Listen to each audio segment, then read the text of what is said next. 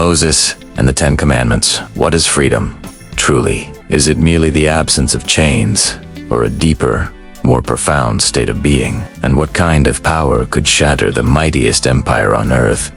Not with armies, but with a whisper. This is the story of a journey that transcends history. A moment when the veil between the material and the divine was torn, giving humanity a moral compass forged in the heart of a flame. We speak of Moses and the Ten Commandments. Before the law, there was the wilderness, a crucible of sand and silence, where the soul of a people, the Israelites, was forged under the crushing weight of Egyptian bondage. Moses. His name echoes through the millennia. Born a slave, raised a prince, yet bound by a destiny he could not evade. The gilded chains of Pharaoh's court could not hold the spirit chosen to shatter them. He saw the suffering, felt the ancient injustice, and fled into the vast, unforgiving solitude of Midian. He became a shepherd, a man lost in the simplicity of the high desert. And there, on the slopes of Mount Horeb, the mountain of God, the world shifted. The burning bush, not a spectacle of destruction, but a miracle of pure presence. Fire, consuming nothing, yet speaking everything. The bush blazed, a supernatural beacon, defying the very laws of physics. The earth trembled, not with fear, but with realization. The divine will, woven into the fabric of reality, was manifesting. He was commanded to return, to confront the mightiest empire on earth with nothing but a shepherd, a staff, and a name that defined existence itself. The God of Abraham, Isaac, and Jacob. The 10 plagues were not mere natural disasters. They were the unraveling of Egyptian magic and the crushing of their false, human-deified gods. Each plague, a counterspell from the ultimate source. Blood on the Nile, the very lifeblood of Egypt, turned to a crimson sign of judgment. Darkness that could be felt, a veil over their cosmos, and then the ultimate liberation. The night of Passover. The angel of death passed over homes, marked by the blood of the lamb, while the firstborn of Egypt fell silent. A terrifying, yet necessary, act of cosmic The escape was a frenzy, a desperate sprint towards the unknown. Pharaoh's chariots, a storm of dust and iron, closed in on the shores of the Yam Suf, the Sea of Reeds. The trapped Israelites faced annihilation, but the sea became the gate. Moses raised the staff. The waters did not just part. They stout up, forming colossal, shimmering walls of liquid crystal, held back by an unseen, incomprehensible force. The path to freedom was paved with the seabed. The Israelites walked through the very heart of the ocean, a passage of profound, mystical baptism. As they emerged, the walls collapsed, swallowing the pursuing army. The slaves were free. They had witnessed the raw, untamed power of their God. But freedom, they would soon learn, is a burden. It demands order. It requires a law. For 50 days, their initial awe gave way to doubt, hunger, and complaint. The very people who had seen the sea cleave in too began to look back, longing for the fleshpots of Egypt. They needed more than deliverance. They needed transformation. They arrived at Mount Sinai, or Jabal Musa, the Mount of Moses. And here, the heavens bowed down to meet the earth. The mountain was enveloped in a cloud of smoke and fire. The shofar, the primal trumpet, sounded louder and louder, a sound beyond any earthly instrument, signaling the approach of the Creator of all. The people were commanded, "Do not touch the mountain." It was sacred ground, too charged with divine energy for mortal flesh. Moses, the intermediary, was the only one permitted to ascend. He climbed into the terrifying darkness, into the very maw of the divine presence. The revelation was not merely a teaching, it was a direct transmission.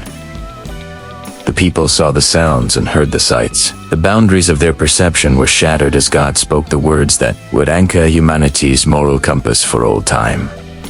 The Decalogue, 10 words. 10 ultimate principles. Let us delve into the sacred inscriptions etched by the finger of God. The first pillar, uniqueness in unity. I am the Lord your God, who brought you out of the land of Egypt, out of the house of slavery. You shall have no other gods before me. This is the foundation, a radical declaration in a world choked with idols. It is the recognition of the one source, the ultimate reality that initiated their freedom. It demands singular loyalty, recognizing that the worship of other gods is a return to a state of spiritual slavery. The true freedom is only found in the truth of the One. The second pillar, the formless and infinite. You shall not make for yourself an idol in the form of anything in heaven above, or on the earth beneath, or in the waters below. You shall not bow down to them or worship them. The divine cannot be contained in matter, cannot be captured by the mind's limited imagination. To make an image is to shrink the infinite. This commandment forces us to seek God in the unseen, in the abstract perfection, in the very act of being. It is a command against spiritual simplification. The third pillar, the sacred name. You shall not misuse the name of the Lord your God, for the Lord will not hold anyone guiltless who misuses his name. The name is the essence. To speak it is to invoke its power. This is not about casual cursing. It's about not using the highest truth to sanction a lie, a selfish act, or a broken oath. The fourth pillar, time and sanctuary. Remember the Sabbath day by keeping it holy. 6 days you shall labor and do all your work, but the seventh day is a Sabbath to the Lord your God. A profound, mystical concept. To rest is to mimic the Creator. It is a scheduled, communal recognition that we do not exist solely to produce. The Sabbath is a weekly sanctuary in time, a palace where the spirit finds repose and reconnection to the eternal. It is the acknowledgement of a cycle higher than our own endless toil. The fifth pillar, lineage and legacy. Honor your father and your mother, so that you may live long in the land the Lord your God is giving you. The first bridge between the divine and the human. Your parents are your closest connection to the act of creation. To honor them is to acknowledge the sacred chain of tradition and life that precedes you. It ensures the continuity of the covenant across generations. The sixth pillar, the sanctity of life. You shall not murder. Simple, absolute. Every human life holds a spark of the divine. To extinguish a life is to defy the Creator's image within that soul. It is the ultimate command for reverence towards existence itself. The seventh pillar, the sacred union. You shall not commit adultery.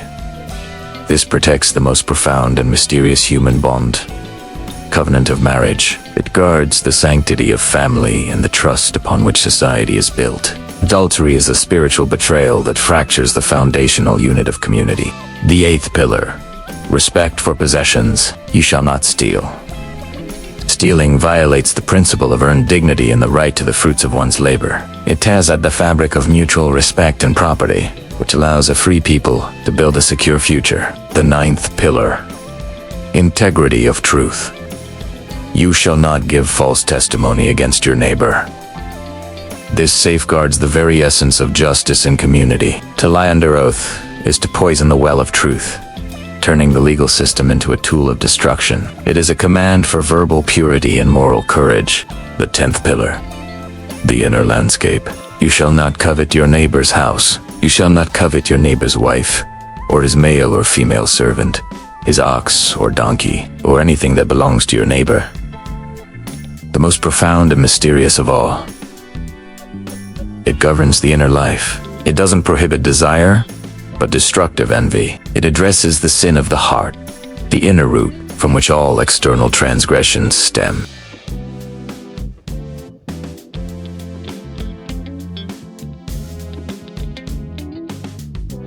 While Moses communed with eternity on the mountaintop, receiving the tablets, the physical manifestation of the celestial law, the people below faltered. The very memory of the voice faded, replaced by impatience and primal fear. They compelled Aaron to forge an idol, the golden calf. Moses descended, bearing the weight of the universe on 2 stones. Seeing the spiritual anarchy, the profound, immediate betrayal, he performed a devastating, symbolic act. He shattered the tablets. The cosmic contract was broken before it was sealed. It was a moment of utter darkness, a necessary breaking to pave the way for true repentance. Moses returned to the mountain, an intercessor, a wounded shepherd pleading for his flock. He carved a second set of stone tablets, a sign that the covenant, though broken by humanity, was reestablished by divine mercy. God wrote the words again. The law endured. The Ten Commandments are not merely a set of restrictive rules. They are the blueprint for a holy society, the mystical formula for channeling God's infinite power into the finite, chaotic world of man. They define the boundaries of freedom, setting the human spirit free from the tyranny of its own lowest desires. From the shores of the Red Sea to the terrifying summit of Sinai, the journey was a single, overwhelming lesson. Slavery is not a place, it is a state of soul. The commandments are the keys to a life lived in covenant with the Creator. They are a timeless enigma, still speaking to us across the millennia, urging us to climb the inner mountain, to face the fire, and to choose order over chaos, freedom over the gilded cage of the self. Their message is carved not just in stone, but into the deepest layers of human conscience. They remain the enduring testament to a God who demands not sacrifice, but justice and truth. The law endures. The choice, as always, is ours.